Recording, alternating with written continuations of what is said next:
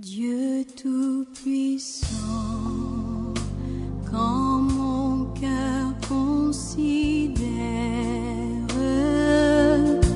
tout l'univers créé par ton pouvoir,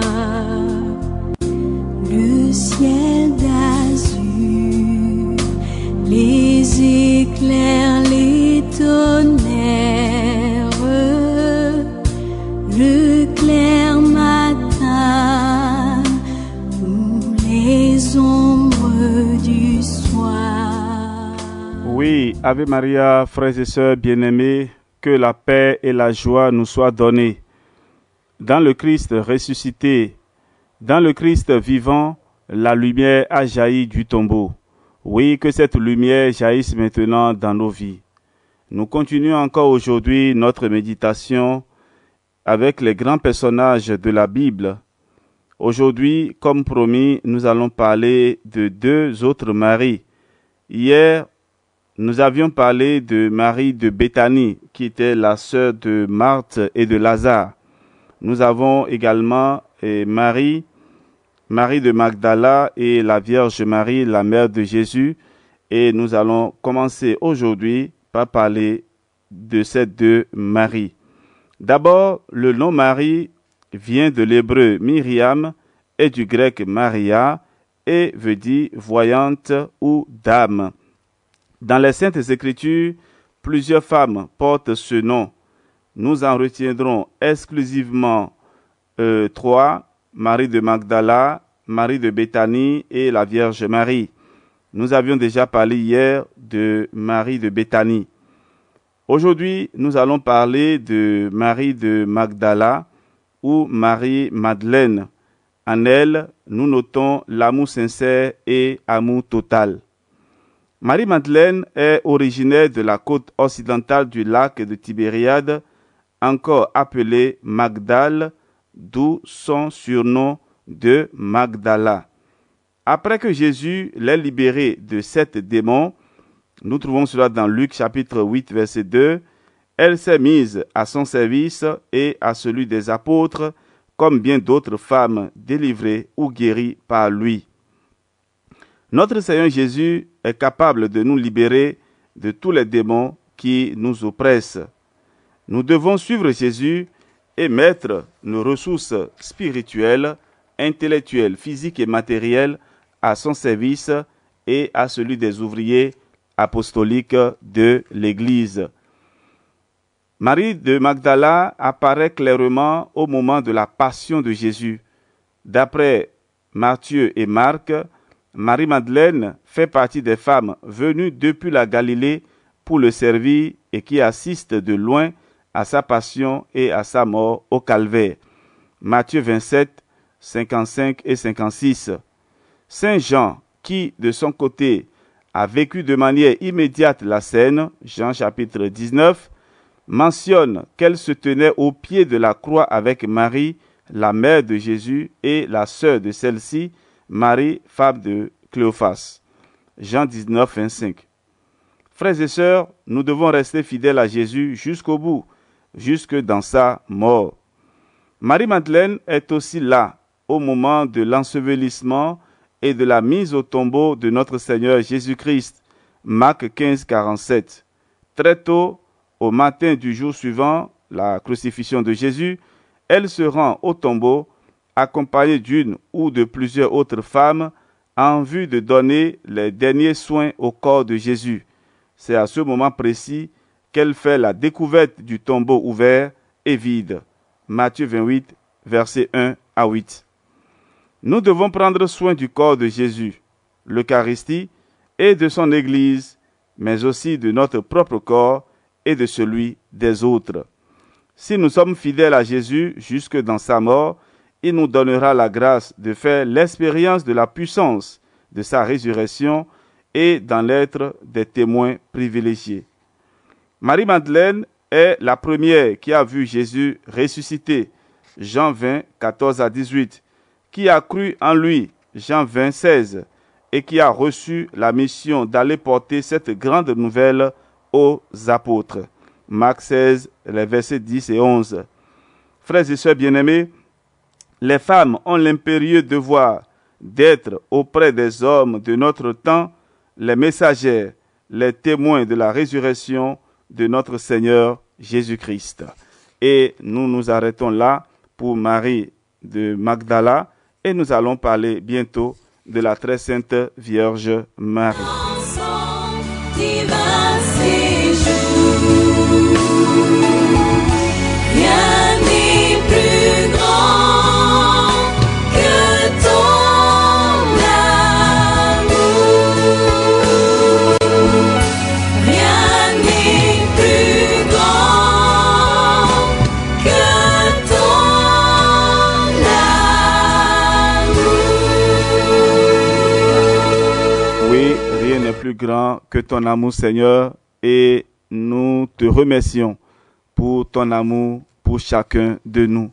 Alors, chers amis, parlant de la Vierge Marie, nous pouvons définir en elle le fiat au projet de Dieu, c'est-à-dire l'abandon total, et elle est aussi la mère de l'humanité. Dans la littérature extra-biblique, il s'agit de la fille de Joachim et d'Anne.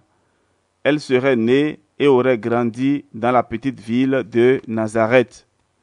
Dès le départ, Marie est présentée comme une jeune fille vierge, fiancée à Joseph, le charpentier de Nazareth. Luc 1, 27.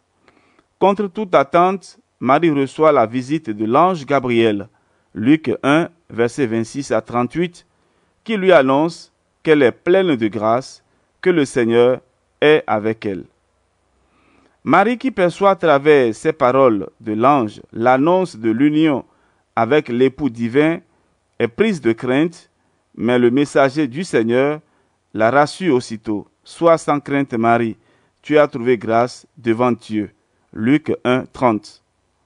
L'ange lui annonce qu'elle va concevoir et enfanter un fils qui sera appelé Fils du Très-Haut. Il recevra le nom de Jésus, c'est-à-dire Sauveur. Luc 1, 31.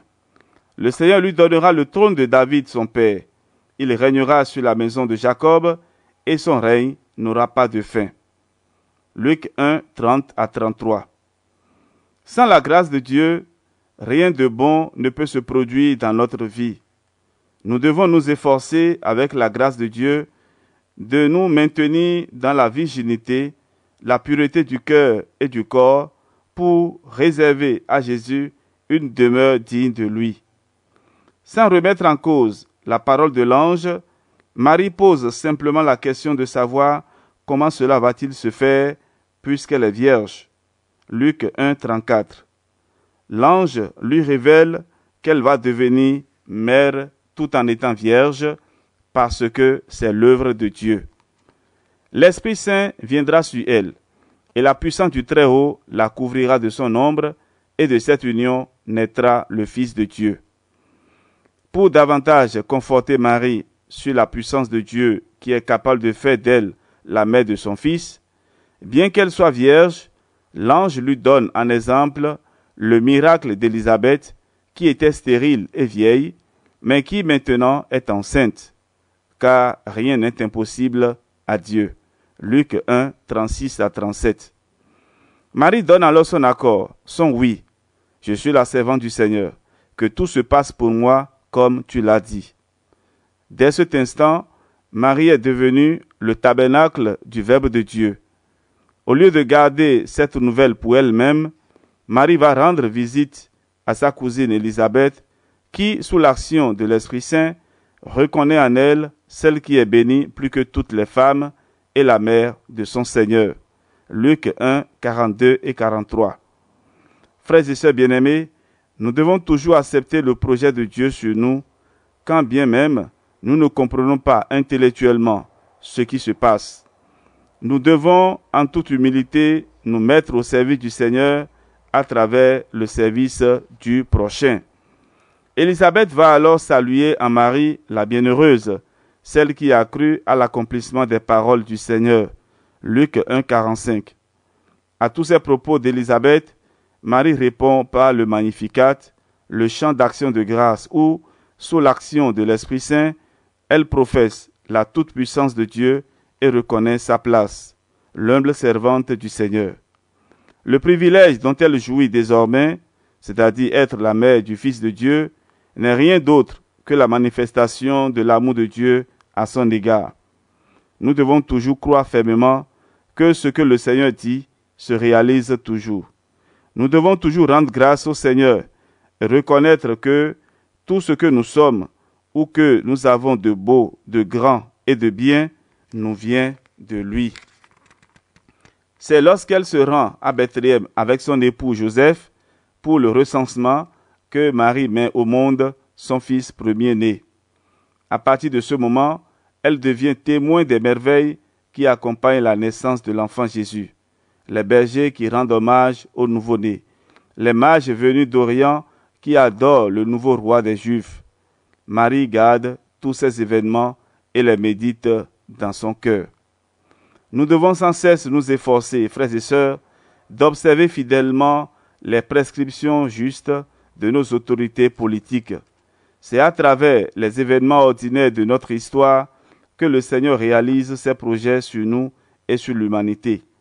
Nous devons garder et méditer la parole de Dieu, la vie de Jésus dans notre cœur. Par obéissance à la loi du Seigneur adressée à Abraham, puis à Moïse, Genèse 17, 12, Lévitique 12, verset 3, Marie et son époux permettent au nouveau-né de recevoir la circoncision le 8e jour. Le nom de Jésus est alors donné à l'enfant. Luc 2, verset 21. Le 40e jour après l'accouchement, Marie et Joseph se rendent au temple pour la présentation de l'enfant et accomplissent le rite de la purification. Marie et son époux vont donner pour le sacrifice l'offrande des pauvres, un couple de tourterelles ou de colombes. Luc 2, 24, Lévitique 12, verset 18. Frères et sœurs bien-aimés, la préoccupation fondamentale de chaque couple, homme et femme, doit être d'observer fidèlement les commandements du Seigneur et de consacrer ses enfants à Dieu par le baptême le plus tôt possible. Le vieux Siméon, tout en reconnaissant en l'enfant Jésus celui qui apporte la consolation à Israël, annonce à Marie qu'une douleur profonde lui transpercera le cœur. Luc 2, versets 22 à 35. Cette épreuve, Marie commence à la vivre en fuyant en Égypte avec son mari pour sauver la vie de l'enfant menacé par Hérode. Une fois de retour, ils vont s'installer à Nazareth. Matthieu chapitre 2, versets 13 à 23. Frères et sœurs bien-aimés, nous allons nous arrêter là pour la vie de la Vierge Marie. Et nous espérons, avec la grâce du Seigneur, continuer cette méditation en parlant toujours de Marie. Mais nous allons aborder à présent la croix et la gloire qui vont toujours ensemble. Oui, Marie et Joseph vont fuir en Égypte avec l'enfant Jésus. Nous allons continuer dans la prochaine méditation. Que le Seigneur, dans sa miséricorde, vous bénisse et vous protège, et que la lumière de la résurrection brille dans nos vies, au nom du Père et du Fils et du Saint-Esprit. Amen. À demain pour la suite. Son nom de livres écrits, son chant doux et léger. Mon cœur heureux s'écrie à chaque instant. Ô Dieu d'amour, que tu es grand. Mon